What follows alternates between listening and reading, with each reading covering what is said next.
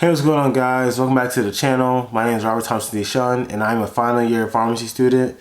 So in this video, I want to talk about how to excel on your elective / non-traditional rotations in pharmacy school. So I'm really making this video for two reasons. I think based on one of my last videos that I made, it seems like a lot of people are unaware of the non-traditional roles that pharmacy majors can take after they graduate. So I kind of want to talk about that. And if you're not able to actually understand the different opportunities that are in place for you outside the non-traditional roles of pharmacy after you graduate, you're not going to be able to take advantage of them.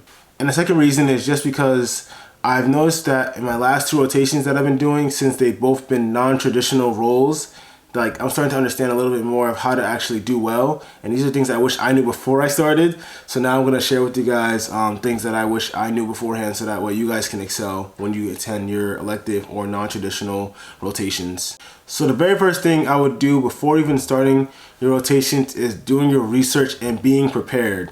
I think that like the first thing you should do is just like research the company you're going to or the place you're going to. Check up on their website. You can even like go on their social media pages and look them up real quickly.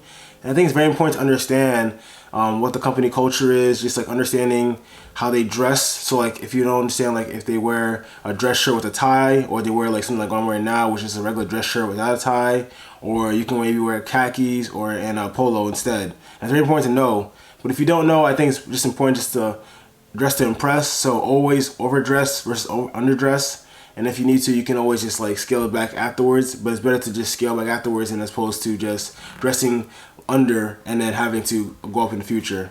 So next thing I would do is definitely understand who their main clients are. So are they working with patients, or are they working with different companies? And that's important to know as well. And understand like maybe the company culture. Just from looking at like Glassdoor or Google reviews, you can see what other employees have said about the company, and maybe like you can even like talk to them or figure out how like they go about talking. And then when you understand how they talk to each other, and that'll help you a lot when you actually get there, because then you can just immediately communicate with everyone correctly when you get there. And then after doing your research and figuring out what they like to do and who they serve, then you can hit your preceptor or your point person and just send them a quick email about that you're going there soon. I like to do this maybe around like 1-2 weeks ahead of time, just because like it gives them a lot of time to actually respond to me, and also I can actually like say some things I've been researching or looking at. And also helps like if you like research and actually say something that like they're interested in, you can be like, okay, I've seen you've been doing this recently, and I'm interested in that as well. So that way when you get to the rotation, you can immediately just be right into the system, and you can just work on that project from the very beginning. And it shows that you actually like care about what like they're doing, and you show initiative. So now that you took the time to actually research the place you're going to, as well as hit up your preceptor, now it's time to put your best foot forward and actually make yourself look good in front of your preceptor. So I think a lot of the concepts I'm going to pull from this book come from the book 7 Habits of Highly Effective People. So I highly suggest you read this book, just because of the fact that a lot of the principles I'm talking about in the rest of this video is going to be from that book. So the first concept from the book is just going to be proactive. And this could be in a lot of different things. That means that when you get assigned tasks in these non-traditional roles, it's very important that like you do finish the task.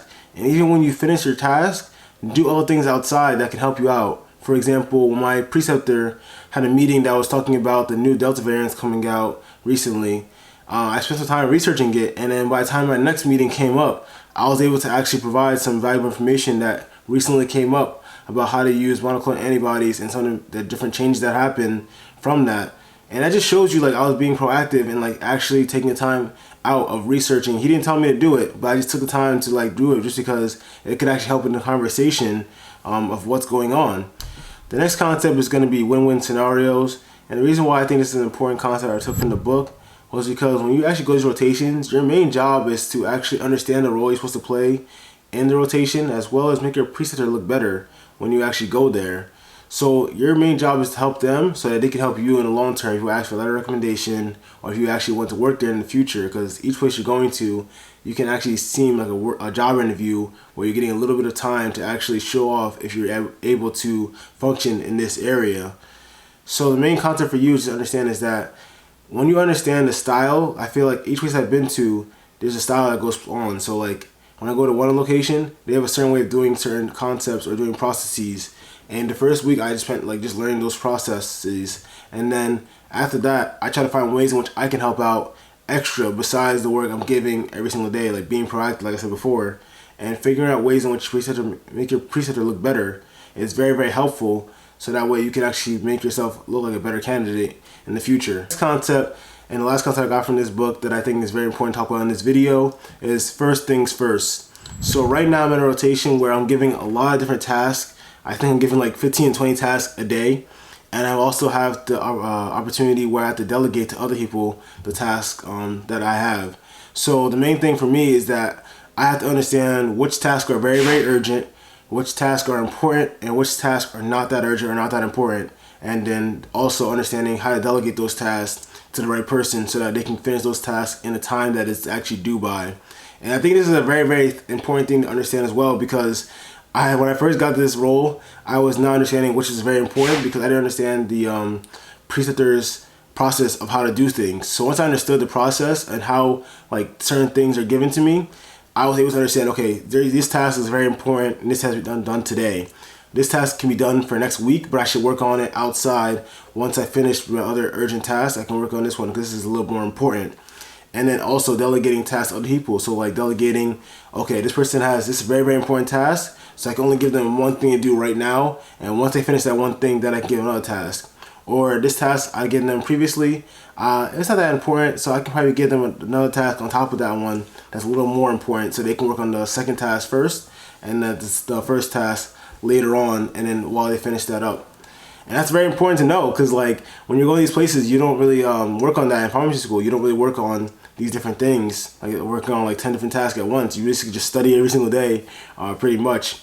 So yeah, that was very, very impactful for me, learning that. So the last few tips I want to give out is just things I've learned from being at these rotations that I wish I knew earlier. And it's going to be learning technical skills or learning how to use like technology a little bit better. So for me, as you guys probably see my videos, I only use pretty much Mac products.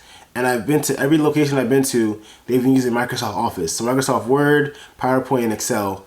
And as a pharmacy student, you don't really use that much. I mean, we do a little PowerPoint here and there, but you don't really do extensive work in it. And I think that when I went to rotations, now I'm doing these clinical trials, I'm actually presenting data to people and actually showing people like that are actually been doing this for a long period of time. It's very important that you actually know how to present information correctly in the right format for people that are maybe not even in like the medical field. When I have to present to the entire corporation, I have to present to people that weren't in the medical field at all. And also understanding how to present to medical people also, like including references, including the databases you used on the actual PowerPoint. So if I would go back, I'll probably like spend some time as a student just like learning about how to use PowerPoint a little bit better. Maybe even replicating some old PowerPoints that I see from teachers or even like some clinical trials, stuff like that. And just seeing how they like to, or even your corporation might have some PowerPoints that they like recycle or like they show off from their students previously. And look at how they do things and maybe like learn from there how to work on this, because like, I feel like it's very hard to like get this skill without actually doing it yourself. Okay, so the last thing I'm talking about in this video is networking, and I cannot stress this enough. Networking is so crucial now that I'm in my final year of pharmacy school and like figuring out where I want to go in the future. Networking has been so critical in my like success and being able to connect with people. So I would just say like any place you go to, my preference, I like to have at least 2 to 3 people I talk to at least. So my preceptor and then someone else, just because I feel like it's important to have people like have your back. So like in case like they ever talk about you behind your back, you want to make sure they're talking about you in a positive manner.